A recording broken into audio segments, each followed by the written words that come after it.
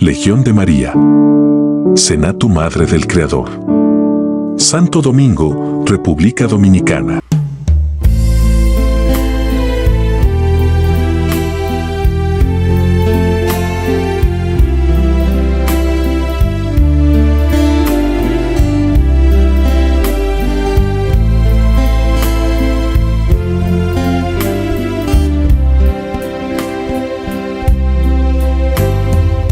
Pedro y Pablo, santos.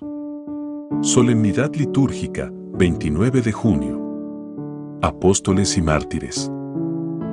Simón, hijo de Jonás y hermano de Andrés, fue el primero entre los discípulos que confesó a Cristo como Hijo de Dios vivo, y por ello fue llamado Pedro. Pablo, apóstol de los gentiles, predicó a Cristo crucificado a judíos y griegos. Los dos, con la fuerza de la fe y el amor a Jesucristo, anunciaron el Evangelio en la ciudad de Roma, donde, en tiempo del emperador Nerón, ambos sufrieron el martirio. Pedro, como narra la tradición, crucificado cabeza abajo y sepultado en el Vaticano, cerca de la Vía Triunfal, y Pablo, degollado y enterrado en la Vía Ostiense. En este día, su triunfo es celebrado por todo el mundo con honor y veneración. Origen de la fiesta. San Pedro y San Pablo son apóstoles, testigos de Jesús que dieron un gran testimonio. Se dice que son las dos columnas del edificio de la fe cristiana. Dieron su vida por Jesús y gracias a ellos el cristianismo se extendió por todo el mundo. Los cadáveres de San Pedro y San Pablo estuvieron sepultados juntos por unas décadas, después se les devolvieron a sus sepulturas originales.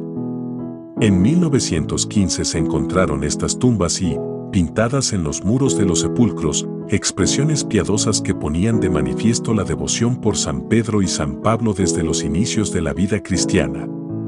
Se cree que en ese lugar se llevaban a cabo las reuniones de los cristianos primitivos.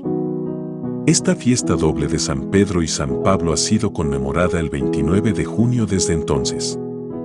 El sentido de tener una fiesta es recordar lo que estos dos grandes santos hicieron, aprender de su ejemplo y pedirles en este día especialmente su intercesión por nosotros.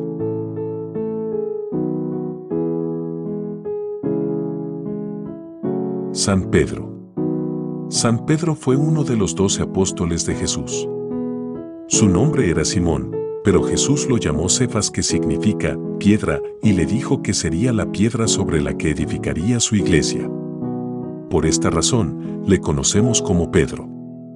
Era pescador de oficio y Jesús lo llamó a ser pescador de hombres, para darles a conocer el amor de Dios y el mensaje de salvación. Él aceptó y dejó su barca, sus redes y su casa para seguir a Jesús. Pedro era de carácter fuerte e impulsivo y tuvo que luchar contra la comodidad y contra su gusto por lucirse ante los demás. No comprendió a Cristo cuando hablaba acerca de sacrificio, cruz y muerte y hasta le llegó a proponer a Jesús un camino más fácil. Se sentía muy seguro de sí mismo y le prometió a Cristo que nunca lo negaría, tan solo unas horas antes de negarlo 3 veces. Vivió momentos muy importantes junto a Jesús. Vio a Jesús cuando caminó sobre las aguas.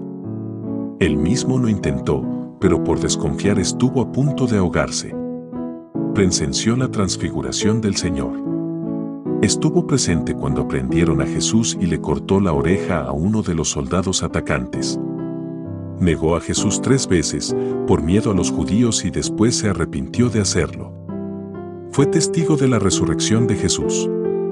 Jesús, después de resucitar, le preguntó 3 veces si lo amaba y las 3 veces respondió que sí. Entonces, Jesús le confirmó su misión como jefe supremo de la iglesia. Estuvo presente cuando Jesús subió al cielo en la ascensión y permaneció fiel en la oración esperando al Espíritu Santo. Recibió al Espíritu Santo el día de Pentecostés y con la fuerza y el valor que le entregó, comenzó su predicación del mensaje de Jesús. Dejó atrás las dudas, la cobardía y los miedos y tomó el mando de la iglesia, bautizando ese día a varios miles de personas. realizó muchos milagros en nombre de Jesús. En los Hechos de los Apóstoles se narran varias hazañas y aventuras de Pedro como primer jefe de la iglesia.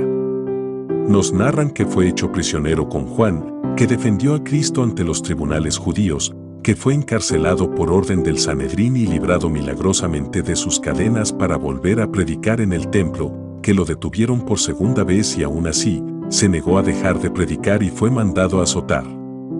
Pedro convirtió a muchos judíos y pensó que ya había cumplido con su misión, pero Jesús se le apareció y le pidió que llevara esta conversión a los gentiles, a los no judíos. En esa época, Roma era la ciudad más importante del mundo, por lo que Pedro decidió ir allá a predicar a Jesús. Ahí se encontró con varias dificultades. Los romanos tomaban las creencias y los dioses que más les gustaban de los distintos países que conquistaban. Cada familia tenía sus dioses del hogar. La superstición era una verdadera plaga, abundaban los adivinos y los magos. Él comenzó con su predicación y ahí surgieron las primeras comunidades cristianas. Estas comunidades daban un gran ejemplo de amor, alegría y de honestidad en una sociedad violenta y egoísta. En menos de 300 años, la mayoría de los corazones del Imperio Romano quedaron conquistados para Jesús. Desde entonces, Roma se constituyó como el centro del cristianismo. En el año 64, hubo un incendio muy grande en Roma que no fue posible sofocar. Se corría el rumor de que había sido el emperador Nerón el que lo había provocado. Nerón se dio cuenta que peligraba su trono y alguien le sugirió que acusara a los cristianos de haber provocado el incendio. Fue así como se inició una verdadera cacería de los cristianos. Los arrojaban al circo romano para ser devorados por los leones, eran quemados en los jardines, asesinados en plena calle o torturados cruelmente.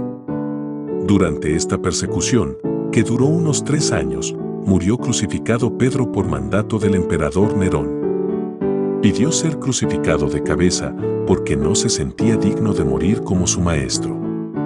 37 años duró su seguimiento fiel a Jesús. Fue sepultado en la colina Vaticana, cerca del lugar de su martirio. Ahí se construyó la Basílica de San Pedro, centro de la cristiandad. San Pedro escribió 2 cartas o epístolas que forman parte de la Sagrada Escritura. ¿Qué nos enseña la vida de Pedro?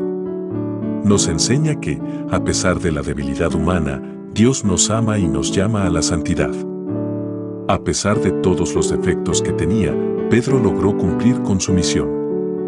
Para ser un buen cristiano hay que esforzarse por ser santos todos los días.